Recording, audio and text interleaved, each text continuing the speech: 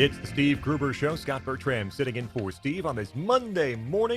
Bruce Torres with us, Director of Communications for the American Small Business League. More at ASBL.com. ASBL.com. Bruce, thanks so much for joining us here this morning on the Steve Gruber Show. My pleasure. How are you?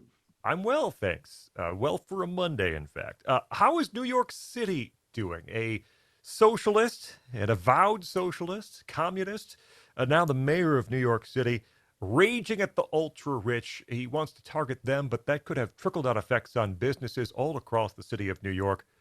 What has he promised? What have we seen thus far from Mayor Mamdani? Well, thus far, he's putting things into position. He's staffing his team. He's laying out some agendas.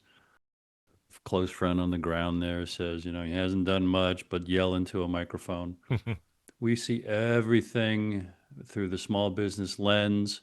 Everyone needs to know how important small businesses are, not only to New York City, but the country, and just put that in our heads as that's our identity, and then filter all the news we hear about Mamdani or your own mayor or your own governor or your own president or your own representative through the lens of what are they doing for small businesses? Talk to us a bit about New York City, because from the outside, glass skyscrapers and banking institutions and big business and Wall Street, the importance of small businesses and those jobs created in New York City, is it as important there, or perhaps more important there than it even is elsewhere in the country? I was born and raised around the city. My parents were born and raised in Manhattan. I lived in Manhattan for many years, and my family's still around there, and I follow it assiduously. And I know that 99% of all businesses in New York City are small businesses with up to 500 employees. By the way, that's the federal government's definition of a small business. We say up to 100 employees is the real definition of a small business and should be nationwide, because nationwide, Scott, 98% of all businesses in America and New York City, which I just checked, have less than 100 employees. So you just demonstrated perfectly and well, skyscrapers, Wall Street, that's the image of New York City, because it's one of the, if not the, communications capitals of the world. So that's what it broadcasts through who? Through big businesses own the major media. They talk about big businesses. They want you concerned about big businesses. They want you to hear good news about big businesses. They want you to be concerned about, taxes that might affect big businesses. And just ignored as if it doesn't exist, is the importance of small businesses. 99% of all businesses in Manhattan, in New York City, the 5 boroughs, and the country. What's the health of our small business environment in the U.S. at this point? Are we still seeing expansion?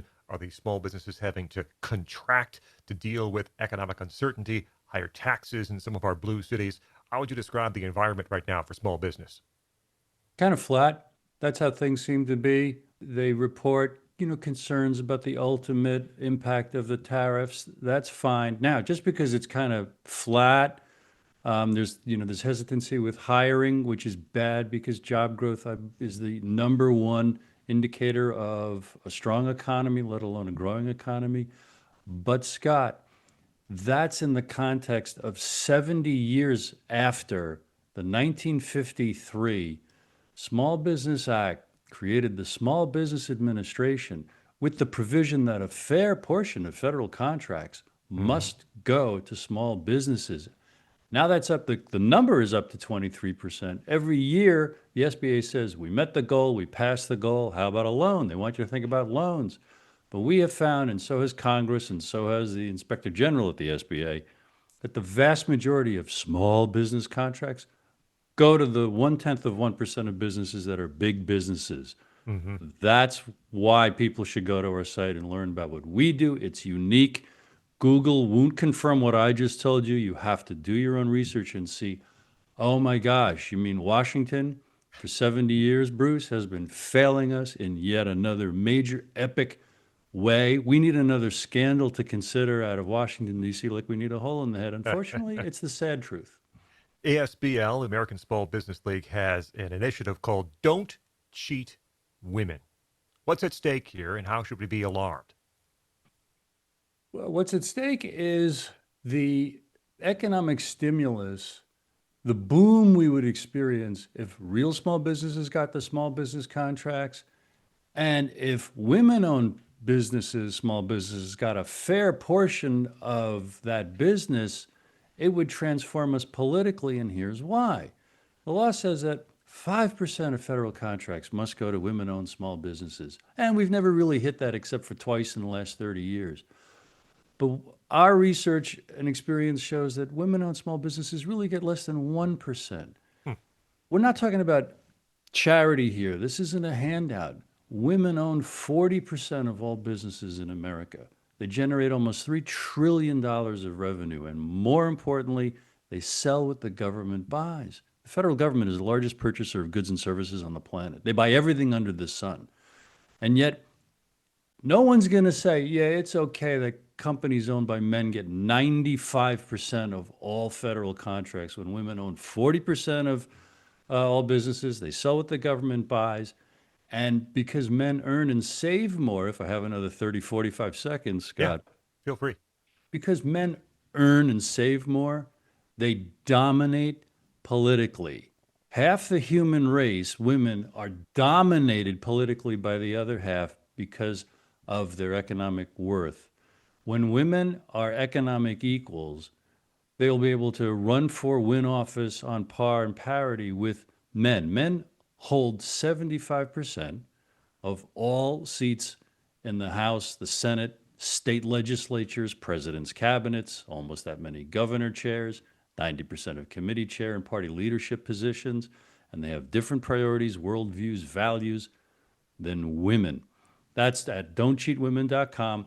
That's our emotional, incendiary hot button we want to push to get people to look at the issue of where are small business contracts going? Uh-huh. This really should be dinner table conversation.